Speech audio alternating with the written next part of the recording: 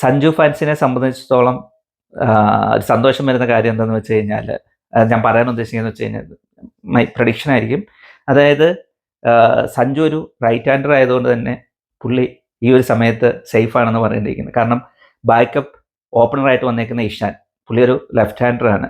അപ്പം സപ്പോസ് നമ്മൾ സഞ്ജുവിനെ സ്വാപ്പ് ചെയ്യുന്നു, ഇഷാൻ ലെവലിലേക്ക് ഡയറക്റ്റ് വരുന്നു, തിലക് വർമ്മ തിരിച്ചു വരുന്ന ടൈമിൽ, അപ്പം വീണ്ടും നിങ്ങൾ നോക്കിക്കഴിഞ്ഞാൽ ടോപ്പ് ഓർഡർ ഫുള്ള് ലെഫ്റ്റ് ഹാൻഡേഴ്സിനെ കൊണ്ട് കൺജസ്റ്റഡ് ആയിരിക്കും. അപ്പം അങ്ങനെ ഒരു പരീക്ഷണത്തിന് ഗംഭീർ മുതിരുവോ എന്നറിയില്ല. അപ്പം ഇഷാൻ തിരിച്ചു വരുന്ന സമയത്ത് തിലകും തിരിച്ചു വരണം എന്നുണ്ടെങ്കിൽ തന്നെ അപ്പം ഒന്നെങ്കിൽ അതിൻ്റെ അകത്തുനിന്ന് പുറത്തു പോകേണ്ടി വരിക.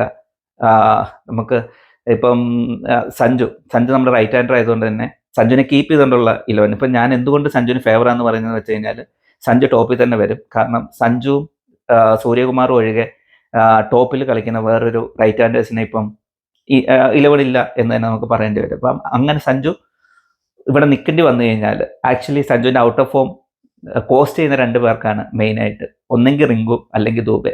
അപ്പോൾ ഇഷാൻ ഈ ടോപ്പ് ഫോമിൽ കളിക്കുമ്പം 11 നിന്ന് ഒരിക്കലും മാറ്റി നിർത്താൻ പറ്റത്തില്ല. അപ്പോൾ ഇഷാൻ ഓട്ടോമാറ്റിക് ചോയ്സ് ആയിട്ട് പ്ലേയിങ് 11ലേക്ക് വരും. ഓക്കെ, അപ്പം അങ്ങനെ വന്നു കഴിയുമ്പോഴത്തേന് ഇപ്പോൾ ഇതിൻ്റെ അകത്തുനിന്ന് പുറത്തു പോകാൻ ചാൻസ് കൂടുതലുള്ളത് റിങ്കു സിംഗിന് തന്നെയായിരിക്കും. കാരണം ദൂബെ ഒബ്വിയസ്ലി ഒരു ഓൾറൗണ്ടറാണ്. അന്ന് ലാസ്റ്റ് കളിച്ച ഇന്നിങ്സ് നമുക്കിപ്പോഴും ഓർമ്മയുണ്ടാവും. സ്പിന്നേഴ്സിനെ ഹിറ്റ് ചെയ്യുന്നതിൽ ദൂബെക്ക് വളരെ സ്പെസിഫിക് ആയിട്ടുള്ളൊരു മേൽക്കൈ തന്നെ ഉണ്ടെന്ന് നമുക്ക് പറയേണ്ടി വരും. അപ്പോൾ അതുപോലെ നോക്കിക്കഴിയുമ്പം ദൂബെ ഓട്ടോമാറ്റിക് ചോയ്സ് ആയിട്ട് കയറി വരും. പിന്നെ അക്ഷറിനെ എന്തായാലും മാറ്റി നിർത്താൻ പറ്റില്ല, ഈസ് എ സ്പിൻ ഓൾറൗണ്ടർ. അപ്പം ചാൻസ് വരാൻ പോകുന്നതെന്ന് വെച്ച് കഴിഞ്ഞാൽ സാധാരണ ബട്ട് റിങ്കു ആയിരിക്കും മോസ്റ്റ്ലി പുറത്തിരിക്കേണ്ടി വരിക. അപ്പം അങ്ങനെ വന്നു കഴിയുമ്പോഴത്തേന് ഓട്ടോമാറ്റിക് ചോയ്സ് ആയിട്ട് സഞ്ജു പ്ലേയിങ്ങിനുള്ള ഓപ്പണറായിട്ട് തന്നെ കളിക്കും എന്നുള്ളതാണ് എനിക്ക് തോന്നുന്നത്. എന്തായാലും നമുക്ക് ഫെബ് ഫസ്റ്റ് വീക്ക് വരുന്ന മാച്ചിന് വേണ്ടി വെയിറ്റ് ചെയ്യാം. അപ്പം അതുവരെ താങ്ക് യു, ബൈ.